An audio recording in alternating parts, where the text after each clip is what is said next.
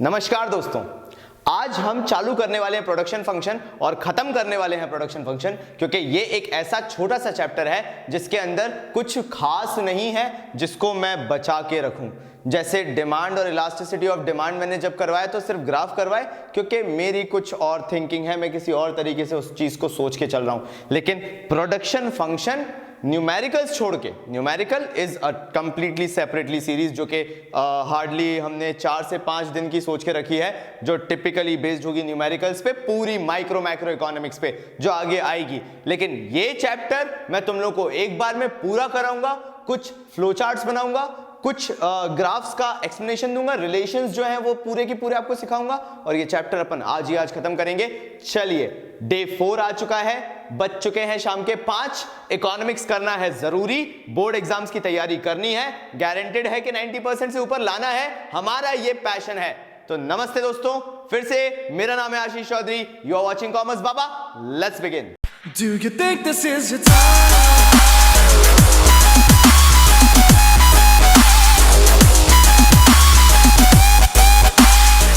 तो सबसे पहले शुरू करते हैं कि प्रोडक्शन फंक्शन होता क्या है।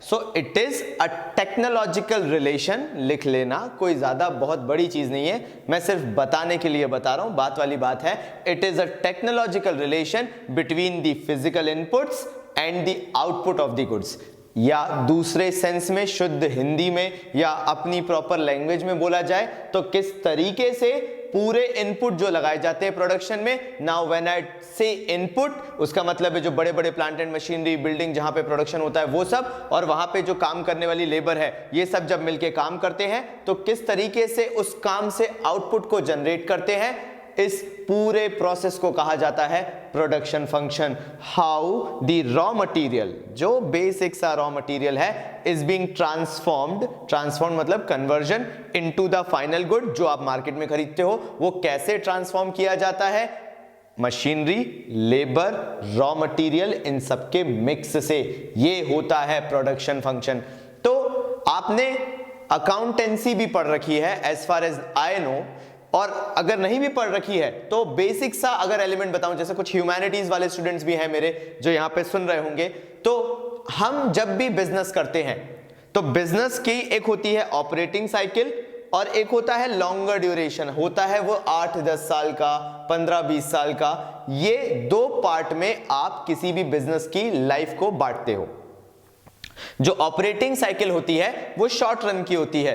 से फॉर एग्जांपल, हम एग्जांपल यहां पे ले रहे हैं, 1 साल ले लेते हैं, तो 1 साल के अंदर क्या होता है, हम रेगुलर प्रोडक्शन करते हैं, रेगुलर चीजें चेंज करते रहते हैं, या जो हमें ठीक लगता है उस हिसाब से काम करते हैं। लॉन्गर ड्यूरेशन में हमारा पूरा मेथड ही अलग होता है। हम अपने घर की भी अगर बात कर लें तो घर में क्या होता है, इन the short run you can not see many changes, but अगर आप over a period of time सोच के देखो यार 10 सालों में कितना चेंज आया, तो बहुत चेंज आपको अपने घर में भी दिखेगा।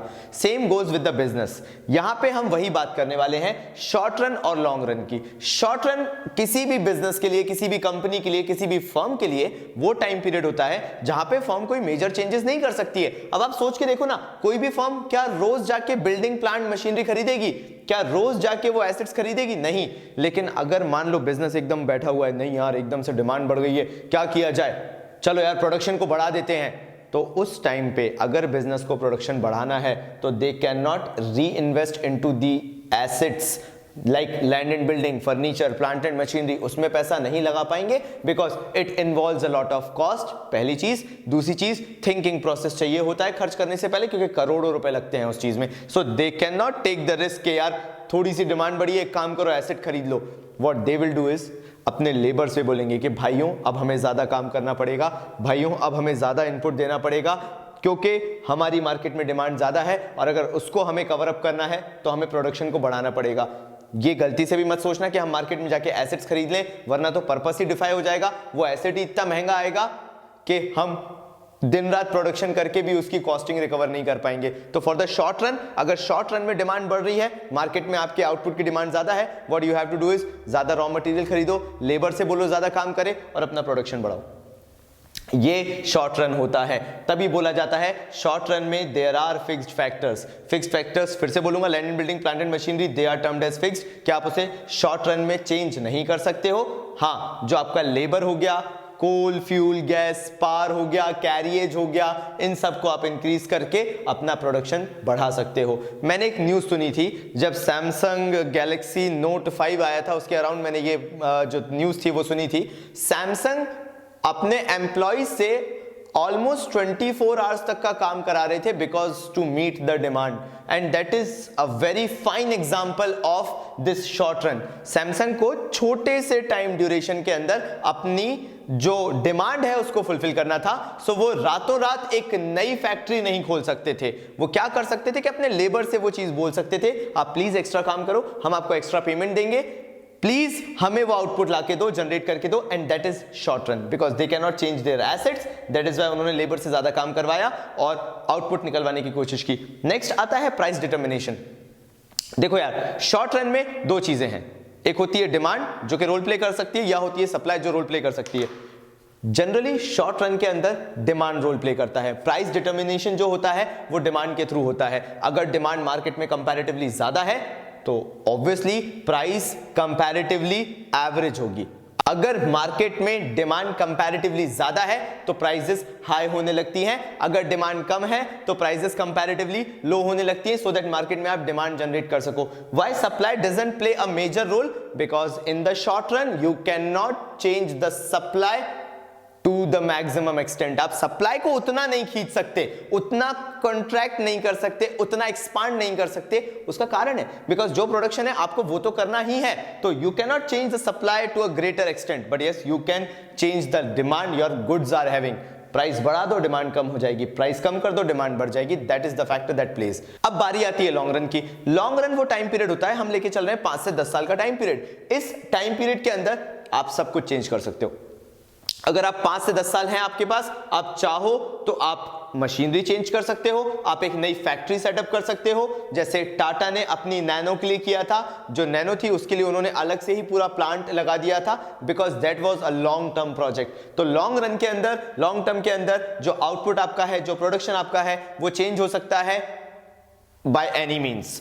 चाहे वो आपका लेबर हो, आप उसको बढ़ा सकते हो, कम कर सकते हो, मशीन्स हैं उसको बढ़ा सकते हो, कम कर सकते हो, and that is the reason in the long run there are no fixed assets, no variable assets. Every single thing is variable for them in the long run for all the companies. हर चीज variable है। Machinery हाँ change कर सकते हो 5 साल में, labour हाँ चेंज कर सकते हो 5 साल के अंदर अंदर, और टाइम बड़ा कर लेते हैं लॉन्ग रन में, 10 साल ले लेते हैं। मशीनरी, लैंड, प्लांट, बिल्डिंग सब कुछ चेंज कर सकते हो, and that is the reason long run में हर एक फैक्टर को वेरिएबल फैक्टर नाम दिया जाता है। और यस, लॉन्ग रन में डिमांड तो कॉमनली अगर शॉर्ट रन में चेंज हो रही है तो बट ऑब्वियसली लॉन्ग रन में भी चेंज हो सकती है, बट आप लॉन्ग रन में सप्लाई को भी चेंज कर सकते हो। Samsung, again I am emphasising, Samsung is selling so lot of mobile phones in the current market than whatever they were doing earlier, और ये चीज बता रही है कि लॉन्ग रन में you can change everything that you want to.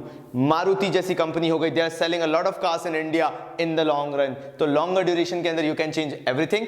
Fixed factors और variable factors मैंने आपको यहाँ पे लिख के दे दिए हैं। जो फिक्स्ड फैक्टर्स होते हैं, यहाँ पे जो आपके फिक्स्ड फैक्टर्स दिए हुए हैं, ये डायरेक्टली रिलेट नहीं करते हैं प्रोडक्शन से, they are indirectly related because they are for the long run.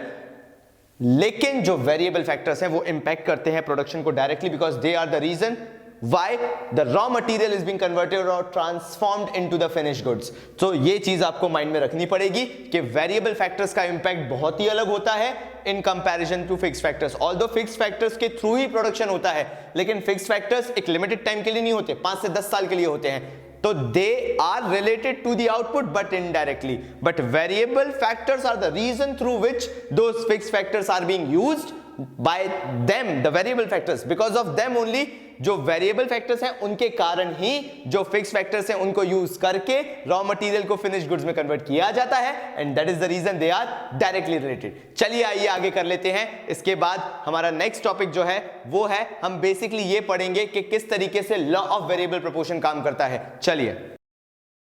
चलिए शुरू करते हैं अब करना रिटर्न्स टू अ फैक्टर या लॉ ऑफ वेरिएबल प्रोपोर्शन का, कि ये पर्टिकुलर लॉ क्या एक्सप्लेन करता है।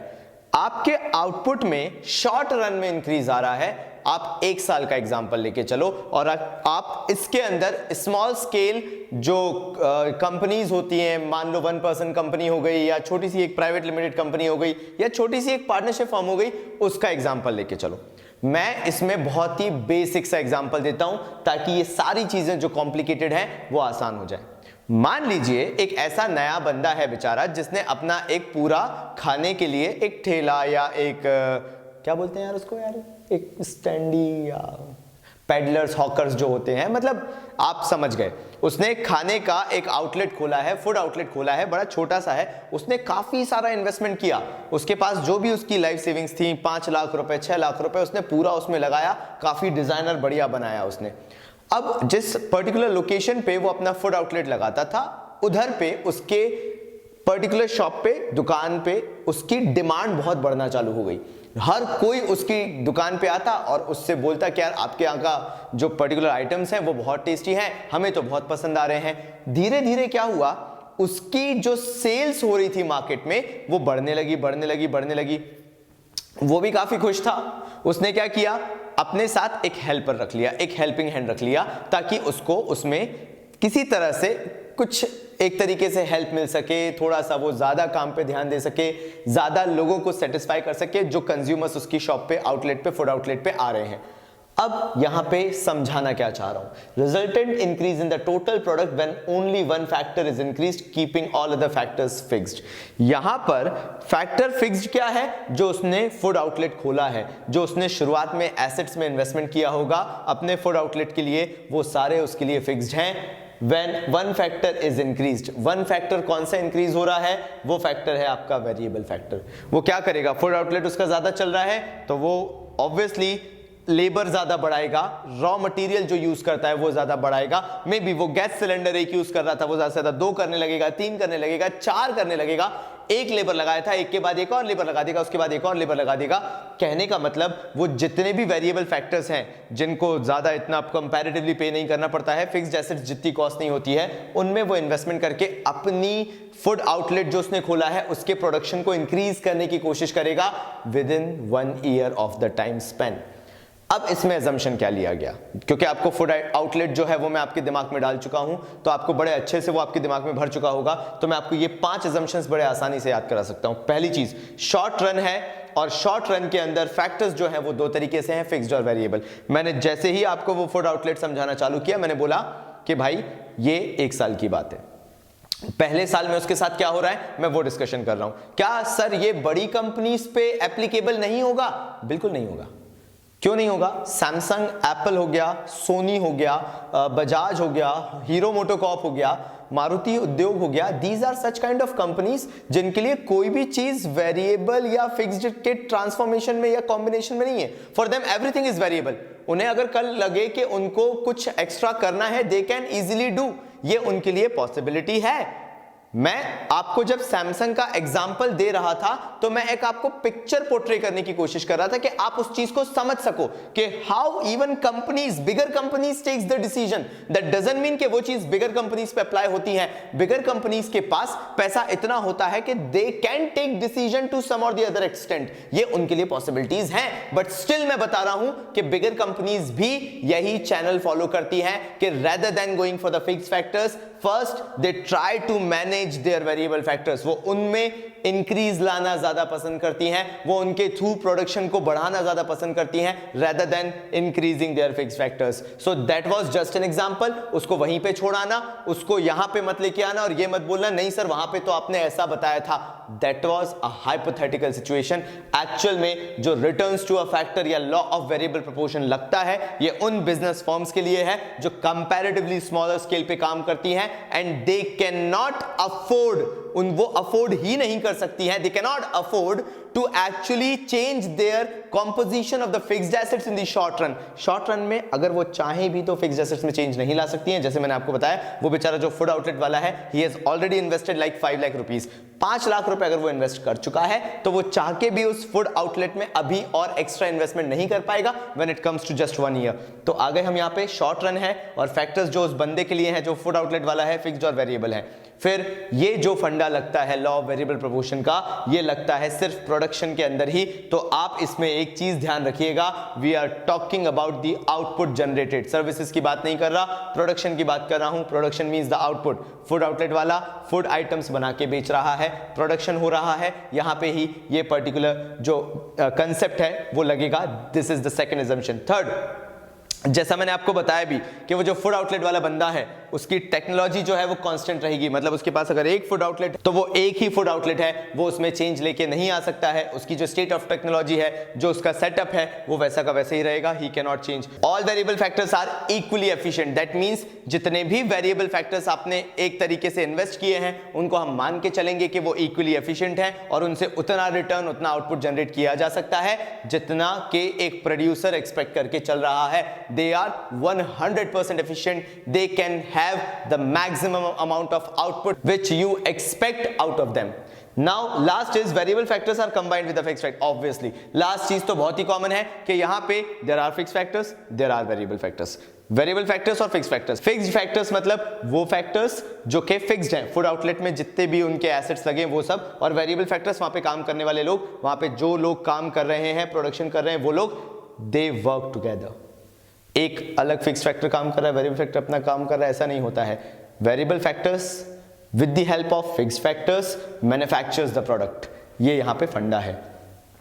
जो वहां पे जो शेफ काम करेगा उस फूड आउटलेट पे, वो ये नहीं बोलेगा नहीं तुम फूड आउटलेट हो, मैं तुम्हारे अंदर नहीं आऊंगा, तुम फिक्स फैक्टर हो, मैं तो अपना अलग यहीं पे कढ़ाई लेके बनाऊंगा। नहीं भाई, वो सारी चीजें उसे वहीं पे रखनी पड़ेंगी, वहीं पे बनाना पड़ेगा। उसे सारे के सारे फिक्स फैक्टर्स यूज करने पड़ेंगे, उसके अंदर उसे रॉ मटेरियल डालना पड़ेगा, तब जाके तो खाना बनेगा। और जब खाना बनेगा तब वो कंज्यूमर्स को सर्व किया जाएगा और तभी वो जो उनका पर्पस है वो फुलफिल हो पाएगा, जो कि है profit earning. That can only happen at that particular situation. ऐसे ही ये चीजें हो सकती हैं। चलिए आगे बढ़ते हैं कि आखिर इसका शेड्यूल जो है वो कैसे काम करता है। हमने बोला कि फिक्स फैक्टर्स फिक्स्ड हैं, यानी यहां पे ये जो 1111 दिख रहा है ये सारे के सारे फिक्स फैक्टर्स हैं। तो ये क्या डिनोट कर रहे हैं कि हमारे पास जो फिक्स फैक्टर्स हैं उनमें कोई चेंज नहीं आ रहा है। लेकिन हम कर क्या सकते हैं, ये जो फिक्स फैक्टर्स हैं इनको तो हम नहीं चेंज कर सकते। फूड आउटलेट जो है वो एक ही है हमारे पास, तो फूड आउटलेट एक ही रहेगा।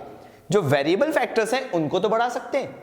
अगर हमारे पास शुरुआत में कस्टमर नहीं था तो हमारे लिए एक शेफ काफी था, वो जितने भी 5-10 कस्टमर आते थे उनको सेटिस्फाई कर देता था, एक शेफ काफी था। लेकिन जैसे जैसे हमारा मार्केट में हमारी डिमांड बढ़ना चालू होगी, हो सकता है हम ज्यादा शेफ हायर करने लगे, एंड दैट 2 3 4 5 6 डजंट मीन कि 6 लोग मिलके काम करने लगे। हो सकता है मे बी शेफ 2 हो और आपने जो फ्यूल है, जो गैस सिलेंडर्स आप यूज कर रहे हो या एलपीजी जिसको बोल रहे हैं हम, वो आप ज्यादा यूज करने लगो, या फिर आप जो रॉ मटेरियल लेके आए थे वो ज्यादा यूज करने लगो। So this increase in the variable factors means जो भी रॉ मटेरियल लग रहा था, पत्ता गोभी से भाजी से लेके टमाटर से मिर्ची तक, सब चीजों का आपने क्या किया, इनटेक बढ़ा दिया। आप इनको ज्यादा लेके आने लगे अपनी पर्टिकुलर फूड आउटलेट के अंदर, क्योंकि आपको कस्टमर्स ज्यादा जो है उनको मीट आउट करना है। तो जैसे जैसे आपकी फर्म के अंदर, कंपनी के अंदर, जो 1% कंपनी, मैं छोटी कंपनीज उनकी बात कर रहा हूं, और जो फूड आउटलेट जो मैं डिस्कस कर रहा हूं, उनके अंदर डिमांड को मीट आउट करने के लिए आप वेरिएबल फैक्टर्स को इंक्रीज करने लगे। And as I said, increase का मतलब है, साफ साफ क्लियर मतलब है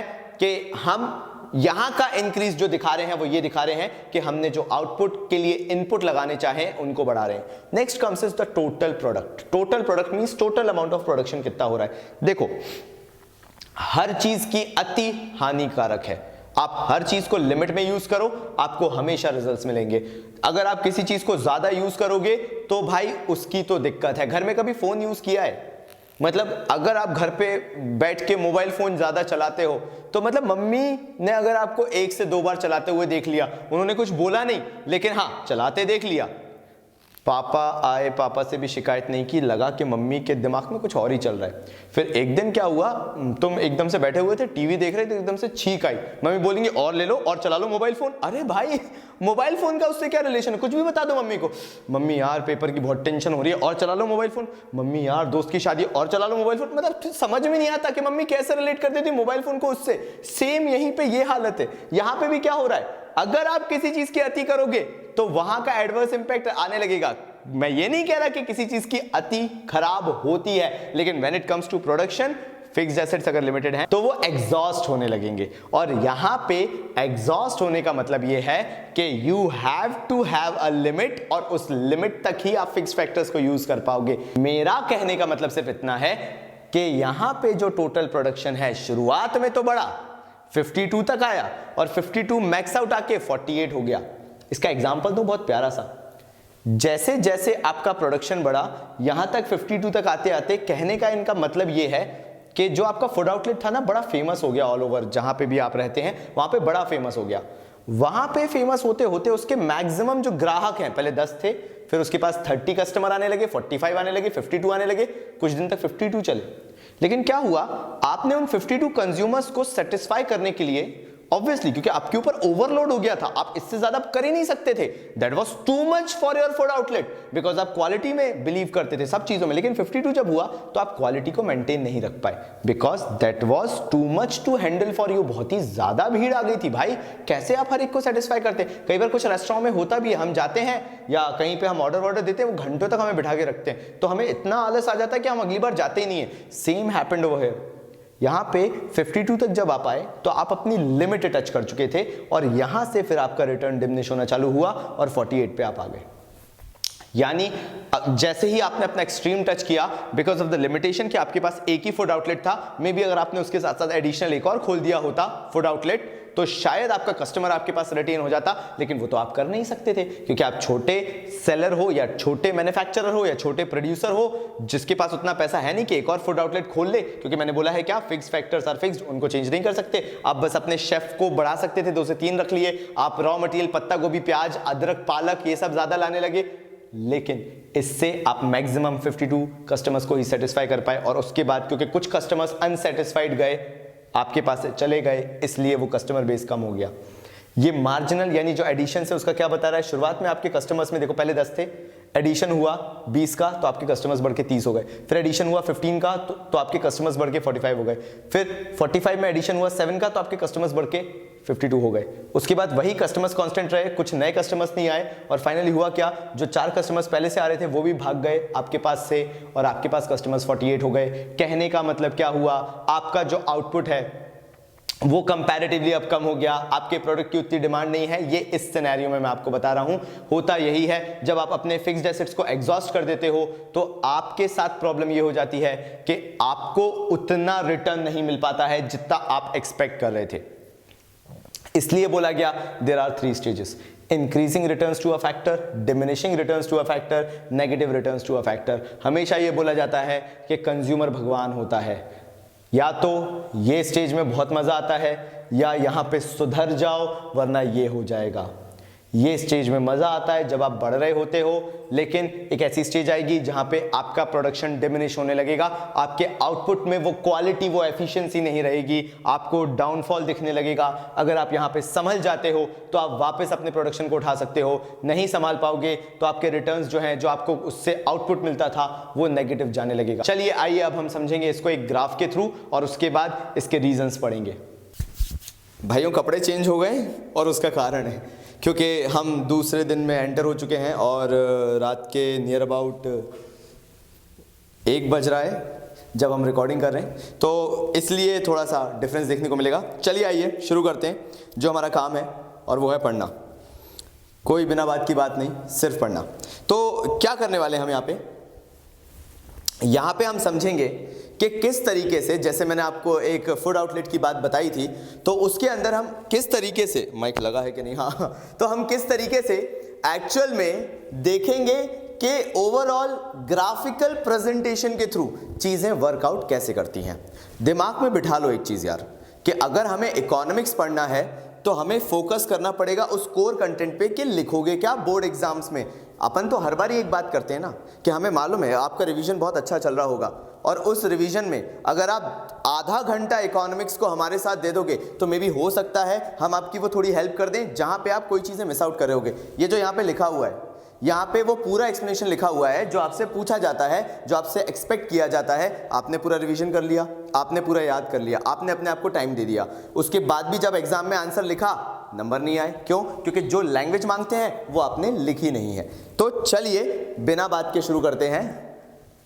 क्या करना है, हर एक स्मॉल स्केल फर्म जो होती है, मैंने हमेशा बताया है जब भी हम लॉ ऑफ वेरिएबल प्रोपोर्शन पढ़ते हैं तो we are talking about small scale firms. Law of returns to scale जो था मैं वो पढ़ा था, लेकिन अब वो सीबीएसई के कोर्स से बाहर हो चुका है, तो we are not going to do the returns to scale. हम सीबीएसई पे स्टिक करते हुए क्या करेंगे, पहले लॉ ऑफ वेरिएबल प्रोपोर्शन को समझेंगे। मैंने आपको बताया कि स्मॉल स्केल फर्म का जमाना है, स्मॉल स्केल फर्म्स के बारे में बात की जा रही है whenever we talk about returns to a factor. अब क्या करेंगे इसमें, देखो यहां पे जो बताया जा रहा है वो ये है कि सबसे पहले जो प्रोडक्शन है, you have established your business, एक नया फूड आउटलेट आपने लगा के रख दिया है। जैसे ही वो फूड आउटलेट आपने कहीं पे भी लगाया, पहले दिन से फ्रॉम नो सेल, कुछ बेच नहीं रहे थे ना आपने, तो वहां जाके अपना सबसे पहले आउटलेट आपने वहां पे स्टार्ट किया था।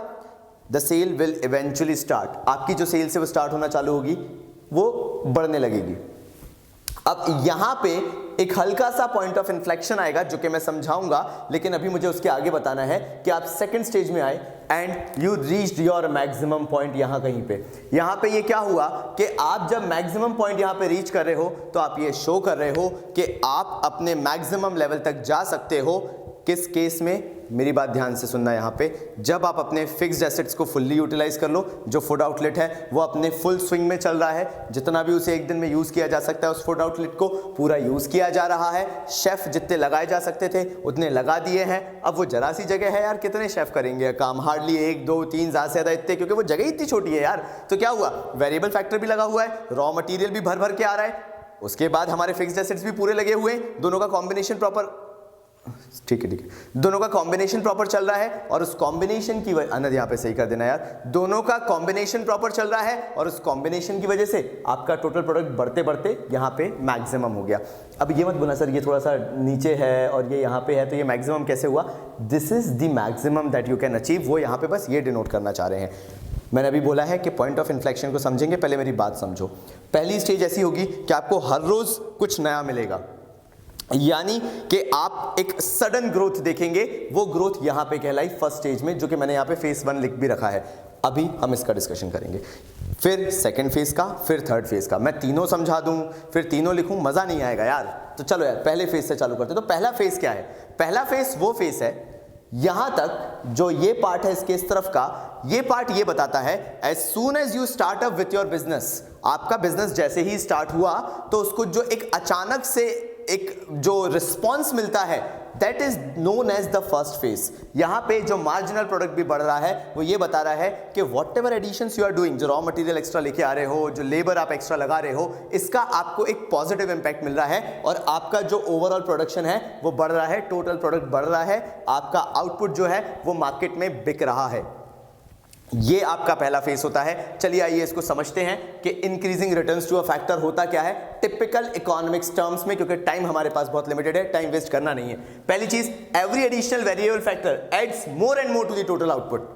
आप अगर एक एक्स्ट्रा शेफ लेके आ गए अपने फूड आउटलेट में तो that will be beneficial for you. जैसे मैंने छोटे स्केल बिजनेस की बात बताई तो मैं यही बता रहा हूं, अगर आप एक शेफ लेके आते हो अपने फूड आउटलेट में तो आप कब लेके आ रहे हो, जब आपने एक वेरिएबल फैक्टर, एक जो पहले से मिस्टर शेफ काम कर रहे थे उन्होंने काफी ज्यादा आउटपुट दे दिया, now because he was unable to handle it, वो पूरा काम नहीं संभाल सकते थे, आप एक एडिशनल शेफ लेके आए तो उससे क्या हुआ, आपकी जो प्रोडक्टिविटी है वो और इंक्रीज हो गई। मे बी एक शेफ जो था वो कोई चीज 10 आइटम्स बना पाता था, जब दूसरा शेफ आया तो उसने भी 10 आइटम और बनाने चालू किए, 10 और टोटल मिला के आप 20 आइटम्स सर्व करने लगे। फिर से बोलूंगा, every additional variable factor. Now additional variable factor मतलब ये सिर्फ शेफ तक लिमिटेड नहीं है, रॉ मटेरियल्स भी हैं और भी नए नए जो छोटी मोटी चीजें आप ट्राई कर, उसकी बात भी वो यहां पे कर रहे हैं। तो पहली चीज हो गई, कोई भी एडिशनल वेरिएबल फैक्टर अगर आप एम्प्लॉय करोगे तो वो आपके टोटल आउटपुट को, टोटल प्रोडक्शन को शुरुआत में पहले फेज में इंक्रीज ही करेगा।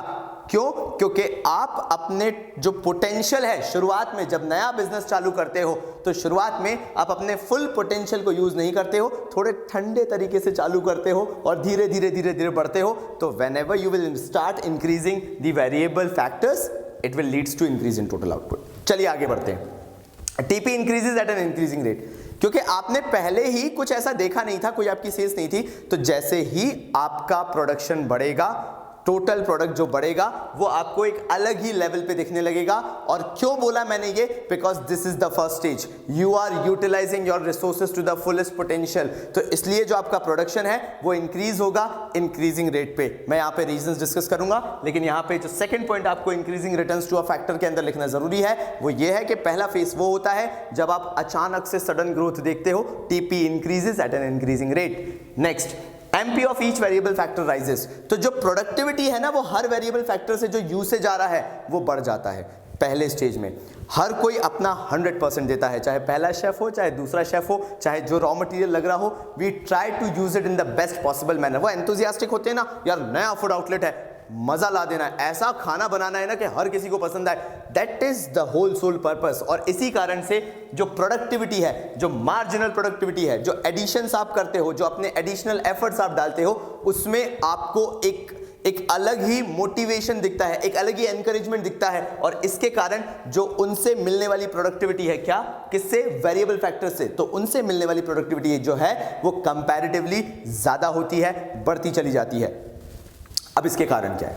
पहली चीज, better utilisation of fix factors. कभी नया फोन खरीदा है, देखा कितने प्यार से मोहब्बत से रखते हैं, नई नई चीज लेके आते हैं, बढ़िया प्यार से साफ करते हैं, नहीं भाई इस पे जरा भी स्क्रैच नहीं आना चाहिए, फिंगरप्रिंट्स नहीं आने चाहिए, बड़े अच्छे से रखते हैं। ऐसे ही फर्म्स के साथ भी होता है, 1% कंपनीज जो छोटी मोटी होती हैं उनके साथ भी होता है। वो कोशिश क्या करती हैं शुरुआत से ही कि उनके जितने भी फिक्स्ड फैक्टर्स हैं उनका बेस्ट पॉसिबल यूटिलाइजेशन हो। और जब हम किसी भी चीज को बेस्ट से बेस्ट वे में यूटिलाइज करने की कोशिश करते हैं तो हमारी ओवरऑल प्रोडक्टिविटी में ऑब्वियसली इंक्रीज आएगा। जैसे नई गाड़ी खरीदी, जब हम उसे बहुत प्यार मोहब्बत से चलाते हैं तो देखा है ना कितनी प्रोडक्टिविटी मिलती है उससे, कितना अच्छा एवरेज मिलता है। ऐसे ही इसके साथ भी है कि अगर आप बेटर यूटिलाइजेशन करोगे अपने फिक्स फैक्टर्स का जो आपने खरीदे हैं तो आपको उससे प्रोडक्टिविटी भी ज्यादा मिलेगी। Next, increased efficiency of variable factors, because जैसा मैंने आपको बताया variable factors are newly employed, वो नए नए काम कर रहे हैं, नए नए काम करने आए हैं, they will give their maximum. और क्योंकि जो फिक्स फैक्टर्स हैं वो भी नए हैं, ऑब्वियसली वो उनको अच्छे से यूज करेंगे, तो उससे क्या होता है कि उनकी जो एफिशिएंसी है वो भी इंक्रीज्ड है, because they are working tirelessly for the very first time एक नई चीज पे। तो दे वांट के उनका भी 100% आउटपुट वहां निकल के आए। और लास्ट जो है वो है इंडिविजिबिलिटी ऑफ फिक्स फैक्टर्स। कहने का मतलब ये है आपके फिक्स फैक्टर्स इतने सारे हैं, आपने काम चालू किया यहां से, तो आप जैसे जैसे फिक्स फैक्टर को ज्यादा यूज करोगे वो कन्वर्ट होता चला जाएगा। अच्छा, बेटर यूटिलाइजेशन और बेटर यूटिलाइजेशन और बेटर यूटिलाइजेशन।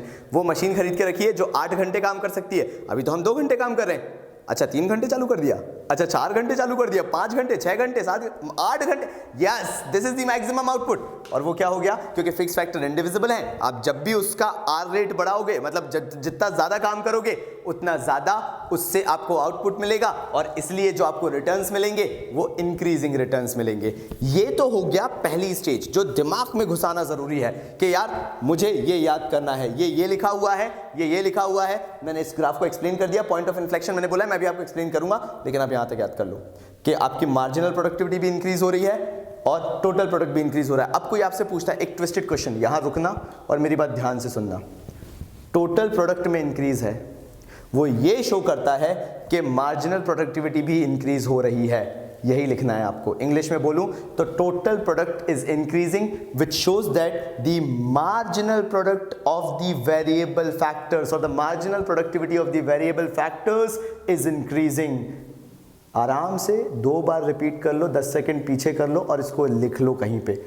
ये हो गया फर्स्ट। मैं अभी आ रहा हूं ना, रिलेशंस भी करवाऊंगा, ऐसा नहीं, ऐसे खाली छोड़ना ही नहीं है यार तुम लोगों को, ऐसे कैसे छोड़ दूं भाई। मैंने प्लेज लिया है, 20 डेज का प्लेज लिया है, पाप नहीं करना अपन को। चलो जल्दी से लिखो, मैं अभी आया। चलिए नेक्स्ट आते हैं पॉइंट ऑफ इन्फ्लेक्शन पे। अब क्योंकि मैं बोल रहा था कि मैं आपको पॉइंट ऑफ इन्फ्लेक्शन बताऊंगा, तो यहां पे वो एग्जैक्ट पॉइंट है जहां मैं आपको पॉइंट ये वाला समझा सकता हूं। कैसे, सुनना जरा। देखो यार, हम फर्स्ट स्टेज क्रॉस कर रहे हैं। जब तक फर्स्ट स्टेज पे थे सारी चीजें पॉजिटिव पॉजिटिव पॉजिटिव लग रही थी, लेकिन हर एक बिजनेस का एक मैच्योरिटी पीरियड आता है। Now when I say maturity period, I mean to say when business starts growing and start becoming mature. मतलब शुरुआत में तो आपने हाइप क्रिएट कर दी, कुछ नया किया तो सब लोग आपके पास आने लगे, जैसे फूड आउटलेट के बारे में बता रहा था। But at a certain point you have to take the responsibility and you have to show that you are worth it, और वो हो जाता है आपका सेकेंड फेज। यानी जब भी कर्व में, किसी भी कर्व में, पॉइंट ऑफ इन्फ्लेक्शन समझा रहा हूं, जब भी किसी कर्व में एक स्पेसिफिक पॉइंट के बाद कोई हल्का सा चेंज आता है, उस पर्टिकुलर पॉइंट को बोला जाता है पॉइंट ऑफ इन्फ्लेक्शन। मतलब यहां से आपको कर्व में एक स्लाइट चेंज दिखेगा। Now what is the change? अगर मैं इस ग्राफ को टोटली देखूं टिपिकली, तो मुझे दिखता है कि बेसिकली ग्राफ को सीधे जाना चाहिए था, लेकिन हुआ क्या, as soon as you are established in the market, लोगों ने देख लिया 3-4 महीने में, हाँ भाई एक फूड आउटलेट है, लोग 2-3 बार घूम के भी चले गए आपके फूड आउटलेट पे, फिर होगा क्या उसके बाद? धीरे धीरे कस्टमर भी थोड़ा सा बोर हो जाता है, या ये बोले उतना फ्रीक्वेंटली या एक्साइटेड नहीं होगा उतना फ्रीक्वेंटली कि आपके स्टोर पे दोबारा आए, आपके फूड आउटलेट पे दोबारा आए। यहां पे भी यही सिनेरियो हो रहा है। पॉइंट ऑफ इन्फ्लेक्शन ये बता रहा है सीधे जाने की बजाय, जो कर्व है वो सीधे जाने की बजाय हल्का सा टिल्ट ले लेता है इस पॉइंट के बाद, यानी हल्का सा कहीं ना कहीं आउटपुट में फॉल आता है। Now that fall can have many reasons, जो हम अभी डिस्कस करने वाले हैं। लेकिन यहां पे क्या हुआ, आपकी जो मार्जिनल प्रोडक्टिविटी है अब वो धीरे धीरे फॉल होने लगती है, और उसका भी अपना रीजन है। क्या होता है, एक पॉइंट आने के बाद आप कितना भी आउटपुट जनरेट करने की कोशिश कर लो, आउटपुट में वो क्वालिटी नहीं आ पाती है जो स्टार्टिंग में आपको दिखती है, क्योंकि तब सब कुछ नया नया था, सब कुछ फ्रॉम द वेरी स्टार्टिंग था, तो सब कुछ नया नया अच्छा अच्छा लग रहा था। लेकिन जब एक मैच्योरिटी पीरियड आता है बिजनेस का, जो कि कहलाता है फेज 2, उसमें जो आपका मार्जिनल प्रोडक्टिविटी है, जो शेफ वगैरह काम कर रहे हैं, जो आपके रॉ मटेरियल है, उसमें जो आपको कंसिस्टेंटली क्वालिटी मेंटेन करनी थी, सम और the other way to a certain extent वो फॉल होने लगती है। ये सबसे बड़ा प्रॉब्लम है when it comes to small scale business. Now what are the reasons? सबसे पहले जो डिमिनिशिंग रिटर्न है, कि आपका रिटर्न फॉल क्यों हो रहा है। मैं ये नहीं बोल रहा कि आपका टोटल प्रोडक्ट नहीं बढ़ रहा, यहां पे टोटल प्रोडक्ट तो बढ़ेगा, आपकी सेल्स जो है वो बढ़ेगी, आपका जो मार्केट है वो ग्रो होगा, लेकिन वो तरीके से नहीं जिस तरीके से आपने वो स्टार्टिंग देखी थी। हल्का सा कहीं ना कहीं वो आपको फॉल दिखने लगता है, एंड ये फॉल यहां पे शो हो रहा है कि टोटल प्रोडक्ट बढ़ तो रहा है, लेकिन उसका जो रेट है वो कंपैरेटिवली धीरे धीरे फॉल हो रहा है। And marginal productivity is also showing the same thing. आपने वेरिएबल फैक्टर्स को ज़्यादा से ज़्यादा एम्प्लॉय किया, और उसका कारण क्या था, so that you can increase your productivity बढ़ी, लेकिन जो उसका रेट है देखो वो फॉल होता चला गया। मैंने इसके बारे में डिस्कशन आपसे कर ही लिया है। Now what can be the reasons? पहली चीज, optimum combination of factors. Now may be it can happen that आप उस पॉइंट तक पहुंचते पहुंचते, मतलब जो सेकंड फेज है, उस पॉइंट में एक ऐसे पॉइंट तक पहुंच चुके हो जहां पे आपने ऑप्टिमम कॉम्बिनेशन फैक्टर्स का बना लिया है कि आप उससे आगे रीच कर ही नहीं सकते हो। तो इवन इफ यू ट्राई कि उससे आगे निकले, यू विल स्टार्ट फेलिंग, क्योंकि that is the maximum output you can get, और if you can get the maximum output over there, उससे ज्यादा अगर आप करोगे तो आपकी प्रोडक्टिविटी फॉल होनी है। मैं ऊपर समझाऊंगा, लेकिन अभी रुक लेना। यहां पे फिर इम्परफेक्ट सब्स्टिट्यूट्स हो जाते हैं। देखो एक ऐसा सैचुरेशन पॉइंट हो जाता है, यहां पे सुनना, वरना तुम लोग ये मेरे से कमेंट से पूछोगे सर क्या बताया था। इम्परफेक्ट सब्स्टिट्यूट्स का मतलब होता है एक ऐसा पॉइंट आएगा जहां पे रिक्वायरमेंट ये हो जाएगी कि आप तीसरा शेफ ले आओ, चौथा शेफ ले आओ, पांचवा शेफ ले आओ, उससे काम नहीं होगा। एक्चुअल में काम किससे होगा कि आप नए फिक्स्ड एसेट्स खरीदो। नाउ वो फिक्स्ड एसेट्स आप खरीद नहीं सकते, बिकॉज बात चल रही है शॉर्ट रन की, जिसमें एक और फिक्स्ड एसेट खरीदना बहुत कॉस्टली अफेयर हो जाएगा। तो उस फिक्स्ड एसेट को कवर अप करने के लिए आप एक और शेफ ले आए, but chef can not replace what a fixed asset can do. यहां पे एक ये पर्टिकुलर प्रॉब्लम हो गई जिसके कारण प्रोडक्टिविटी फॉल होने लगी। एग्जांपल देता हूं, आपके पास सिंपल एक कोई प्रॉपर पैन है जिसमें आप पिज्जा बनाते हो और जो लोग आते हैं उनको देते हो, but it requires a proper oven जो कि आपके पास नहीं है, but you are emphasising chef से कि नहीं तुम तो पैन में ही बनाओ और जैसे बन जाए वैसे बना के दे दो। Now what is happening over here is chef की प्रोडक्टिविटी फॉल होगी। ऑल्दो जो टोटल प्रोडक्शन है वो बढ़ रहा है, लेकिन क्या हुआ, प्रोडक्टिविटी फॉल हो रही है, because you can not provide that quality. Now what is the barrier? Chef is imperfect substitute to the oven. Chef चाह के भी उतना अच्छा पिज्जा नहीं बना पाएगा, बिकॉज शेफ नीड्स अवन। वो फिक्स्ड एसेट है, उसको शेफ रिप्लेस नहीं कर पा रहा है। तो that is a problem that can arise in this particular diminishing returns to a factor. और इसके कारण जो होता है, आपका जो एडिशंस हो रहा है वो फॉल होना चालू हो जाता है यहाँ पे। तो यहाँ पे बोला गया एमपी यहाँ मैक्सिमम है, और यहाँ से एक आपको कहीं ना कहीं डाउनवर्ड ट्रेंड देखने को मिल जाता है। नाउ इसके अंदर याद क्या रखना है, इसके अंदर ये 3 पॉइंट याद रखने हैं। Variable factors at lesser and lesser amount of output. अब एक पॉइंट ऑफ सैचुरेशन आता जा रहा है। पहले तो शुरुआत में भर भर के बना रहे थे, अब क्या हुआ, आपने वेरिएबल फैक्टर्स को ज्यादा एम्प्लॉय कर दिया। Now there are more variable factors, और काम कंपैरेटिवली उतना नहीं है। तो जब काम कंपैरेटिवली उतना नहीं है तो इक्वल डिवीजन के बेसिस पे अगर देखा जाए तो जो वेरिएबल फैक्टर्स हैं वो हर एक उतना कंट्रीब्यूट नहीं कर रहा है जितना शुरुआत में कर रहे थे। जब कम लोग होते हैं तो उनके ऊपर ज्यादा काम होता है, जब उसी चीज के लिए ज्यादा लोग हो जाते हैं तो हर एक पे जब वर्क डिवाइड हो जाता है तो हर एक के लिए कंपैरेटिवली कम काम हो जाता है। सही बोल रहा हूं ना? हाँ, ठीक है। TP increases at a diminishing rate. जो टोटल प्रोडक्शन है वही चीज बढ़ता तो है लेकिन उसका जो रेट होता है वो क्या हो जाता है? डिमिनिश होने लगता है। ठीक है, आगे बढ़ते हैं। Last, MP falls with the increase in variable factors. So even if you try कि आपका मार्जिनल प्रोडक्शन बढ़े, ऐसा नहीं होता है। होता क्या है? जो मार्जिनल प्रोडक्ट है वो फॉल होता जाता है with even the increase in variable factors. Even आप वेरिएबल फैक्टर्स और लगा दो उससे फर्क नहीं पड़ेगा, बिकॉज अगर एक जगह पे 3 शेफ काम कर सकते हैं तो 3 के बाद आप 300 और लगा दो, उनसे फर्क नहीं पड़ेगा, बिकॉज वहां पे लिमिटेशन ही है कि मैक्सिमम वेरिएबल फैक्टर्स आप इतने लगा सकते हो। That is the problem in the second stage, और यही सेकंड फेज कहलाता है संभल जाओ, सुधर जाओ वरना गिर जाओगे। यानी अगर किसी स्मॉल स्केल फर्म ने अपने आप को यहां संभाल लिया तो मे भी हो सकता है उनका प्रोडक्शन ऊपर चला जाए, लेकिन अगर यहां नहीं संभल पाए किसी भी तरीके से तो होता क्या है? They switch to the phase 3 जहां पे उनकी प्रोडक्टिविटी और ज्यादा फॉल हो जाती है। तो चलिए डिस्कस करते हैं थर्ड स्टेज। आप इसको कर लीजिए नोट डाउन क्योंकि ये इंपॉर्टेंट है, इससे यही पूछा जाएगा, इसके बाहर से कुछ नहीं पूछा जाएगा। तो आप नोट करिए, मैं आता हूं थोड़ा सैमोसा खा के। चलिए, तो भाइयों फाइनली आ गए हम अपने diminishing returns to a factor पे। ये थर्ड फेज वो होता है जो कि स्मॉल स्केल बिजनेस अपनी लिमिटेशन के ही कारण फेस करते हैं। मैंने जैसा आपको कितनी बार बोल दिया है कि फूड आउटलेट की बात कर रहे हैं, तो वो फूड आउटलेट का एक्चुअल प्रॉब्लम क्या है? सिंपल सी चीज है कि वो अपनी ही लिमिटेशन लेके बैठे हैं, because they are small scale. वो एक साल में मेजर चेंजेस नहीं लेके आ सकते। All they can do is they can make changes in the variable factors, और वो करने की पूरी कोशिश भी कर रहे हैं। And that is the reason वो फेज 2 में खुद को रिटेन कर पाए हैं। ऑल्दो उनकी प्रोडक्टिविटी इंक्रीज हो रही है, बट उनका जो रेट था, that is the marginal product, जिस रेट से वो बढ़ रहे थे वो रेट फॉल हुआ। लेकिन फाइनल वो थर्ड स्टेज जो होती है उसमें डिमिनिशिंग रिटर्न्स मिलने लगते हैं। यहां पर आपको क्या चीज याद है? आपको नेगेटिव रिटर्न्स मिलने लगते हैं, और उसका कारण बहुत सिंपल सा है। पहली चीज कि यहां पर पुअर कोऑर्डिनेशन हो जाता है वेरिएबल फैक्टर्स और फिक्स फैक्टर्स का, क्योंकि आपने एग्जॉस्ट कर लिए अपने रिसोर्सेज जो भी आपके पास फिक्स फैक्टर थे।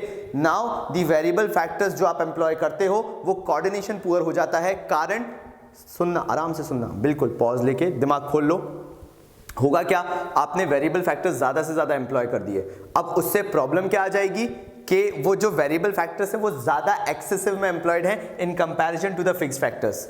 वो कोऑर्डिनेशन नहीं बन पाएगा, बिकॉज आप टिपिकल जो ऑप्टिमम कॉम्बिनेशन है उससे आगे निकल चुके हो। सी, हम जब प्रोडक्शन करते हैं ना तो ऐसा नहीं है कि हम इस पॉइंट पे ये कह के रुक जाएं कि this is the optimum combination.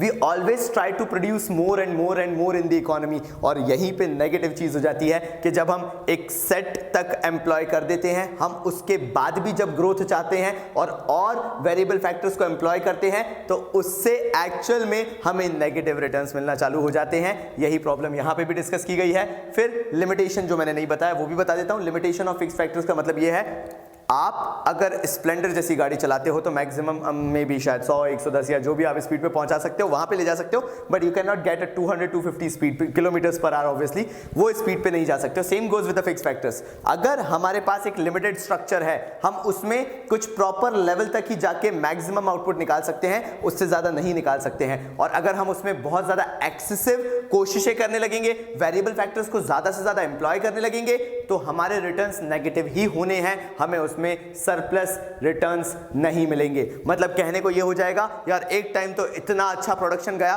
कि हम लोग एक दिन में 100 यूनिट्स बेच देते थे या जो भी था, हम 100 डिशेस तैयार करके रख देते थे। लेकिन क्या हुआ, धीरे धीरे यार मशीन में खराबी आने लगी, जो गैस स्टोव है वो परेशान करने लगा, बहुत ज़्यादा केओस होने लगा। तो यार मैक्सिमम हमने 100 टच किया था, आजकल हम 90-92 के आसपास जो हमारी डिशेस हैं वो हम मार्केट में या हमारे जो कस्टमर्स हैं उनको सेल आउट करते हैं, उससे ज़्यादा नहीं कर पाते हैं। फिर finally decrease in the efficiency of the variable factors. Variable factors भी थकने लगते हैं। क्या होता है, जब आप किसी भी वेरिएबल फैक्टर को टू द मैक्सिमम एक्सटेंट लेके जाते हो, उनकी एफिशिएंसी में फॉल आता है, because you are exhausting them on a regular basis. Regular basis पे आप इतना एम्प्लॉय कर रहे हो, इतना कुछ कर रहे हो, तो होगा क्या, जो उनसे आउटपुट आप मैक्सिमम सोचते थे, अब आप उनको उससे भी ज्यादा आगे लेके जा चुके हो एक्सट्रीम्स पे, तो वो क्या होंगे, उनसे जो रिटर्न्स मिलने चाहिए वो कंपैरेटिवली फॉल होने लगेंगे और आपको वो रिटर्न्स नहीं मिल पाएंगे जो आप एक्सपेक्टेशन लगा के बैठे हो।